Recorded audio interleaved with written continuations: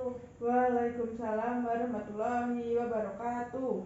Salam hangat untuk kita semua. Perkenalkan, saya Satya Indriana dari program studi ilmu gizi Fakultas Ilmu Kesehatan Universitas Muhammadiyah Surakarta.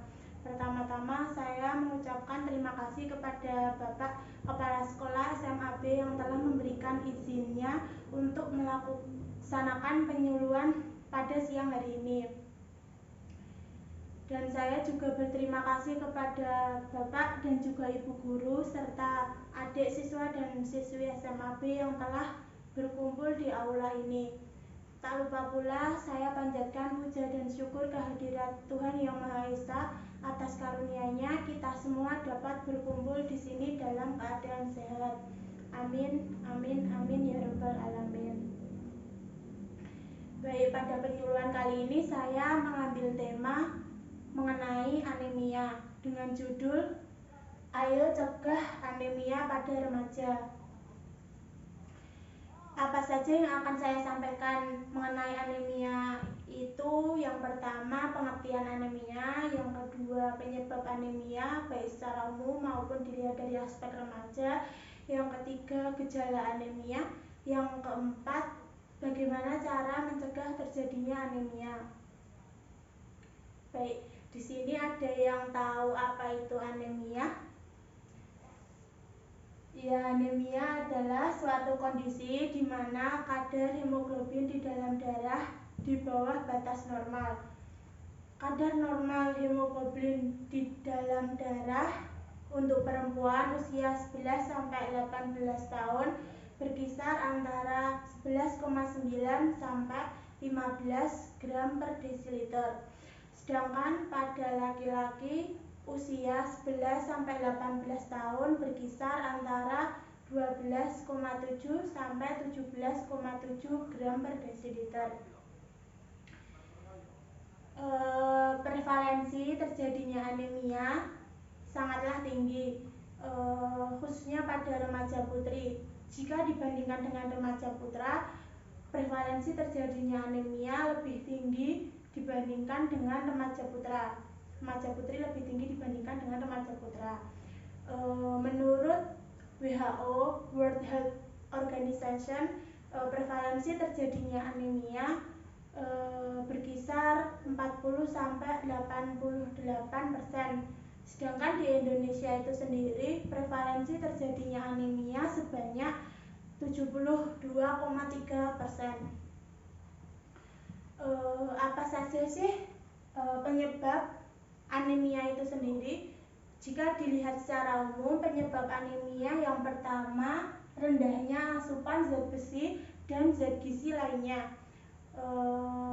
Hal ini disebabkan karena rendahnya asupan zat besi pada makanan. Untuk zat gizi lainnya bisa disebabkan karena kekurangan vitamin A, kekurangan vitamin C, kekurangan vitamin B12, kekurangan asam folat, dan sebagainya. Penyebab yang kedua, penyerapan zat besi yang rendah. Penyerapan zat besi yang rendah ini disebabkan karena adanya komponen penghambat dari makanan seperti fitat. Penyebab yang ketiga, infeksi akibat penyakit. Penyebab yang keempat, gangguan genetik. Gangguan genetik ini seperti heminoglobinopati dan sickle cell trait. Penyebab anemia yang kelima yaitu parasit.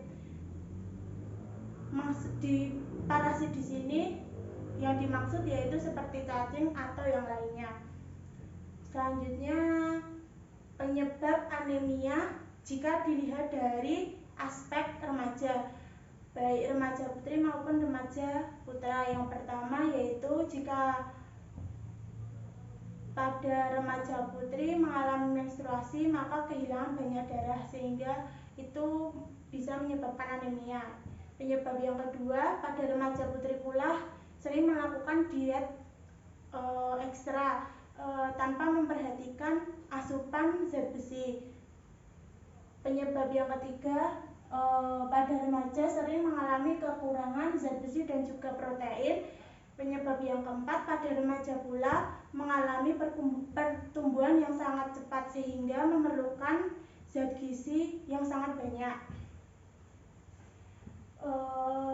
Di sini ada yang ingin ditanyakan terlebih dahulu?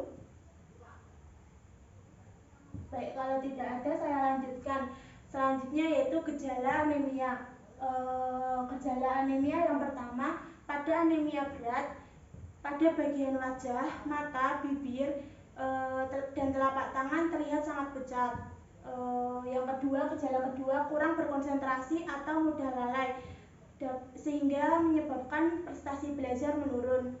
Gejala yang ketiga, pada anemia yang kekurangan oksigen, bagian otot mudah mengalami lelah, letih, lemah, lesu, dan lalai. Sedangkan gejala yang keempat, mudah sakit kepala, pusing atau keliengan, mata berkunang-kunang, serta mudah mengantuk. Selanjutnya, bagaimana sih cara kita mencegah terjadinya anemia? Cara mencegah terjadinya anemia yang pertama, melakukan aktivitas fisik secara rutin. Aktivitas fisik secara rutin ini dapat dilakukan 3-4 kali per minggu selama kurang lebih 40 menit. Cara yang kedua, dengan mengkonsumsi tablet penambah darah. Cara yang ketiga, dengan mengkonsumsi makanan bergizi, terutama yang tinggi protein dan juga kaya akan zat besi. Contohnya seperti daging, kacang-kacangan, alpukat, telur, ikan, dan sebagainya. Cara yang keempat, tidak mengkonsumsi teh, kopi, ataupun susu bersamaan dengan makanan karena dapat menurunkan penyerapan dari makanan. Baik, itu yang dapat saya sampaikan mengenai anemia. Apakah ada yang ingin ditanyakan?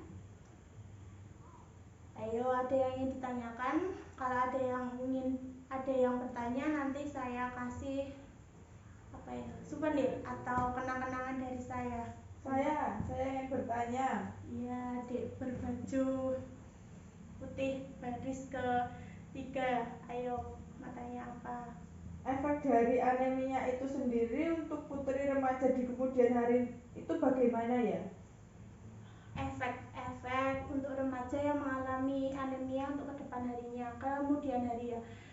Pada remaja putri yang anemia bisa mengakibatkan peningkatan resiko kematian ibu melahirkan. Yang kedua, jika melahirkan bayi dalam keadaan prematur. Yang ketiga, jika melahirkan bayi dalam keadaan berat badan yang rendah. Itu efeknya. Ada feedback, adik? Tidak, terima kasih. Ada yang ingin ditanyakan lagi? Baik, kalau tidak ada, izinkan saya menyampaikan kesimpulan atau intisari pada penyuluhan kali ini. Kesimpulannya yaitu anemia adalah kondisi di mana kadar darah hemoglobin di bawah batas normal. Prevalensi anemia pada remaja putri lebih tinggi dibandingkan dengan remaja putra. Gejala anemia ada 5, ingat 5L. Yang pertama yaitu lemah, letih, lelah, lesu, dan juga lalai. Cara mencegah anemia yaitu dengan cara mengkonsumsi makanan yang bergizi seimbang, terutama tinggi protein dan kaya akan zat besi. Ya, izinkan saya menyampaikan beberapa patah kata, yaitu kita sebagai pemuda penerus bangsa, baik saya maupun adik-adik yang di sini merupakan pemuda penerus bangsa. Kita perlu memperhatikan, menjaga tubuh kita, memperhatikan asupan-asupan makan yang masuk ke dalam tubuh kita agar kita sehat, terhindar dari berbagai penyakit. Pemuda penerus bangsa yang sehat adalah pemuda penerus bangsa yang terhindar dari anemia. Baik, terima kasih. Sekian. Biar yang dapat saya sampaikan. Kurang lebihnya saya mohon maaf. Terima kasih. Wassalamualaikum warahmatullahi wabarakatuh.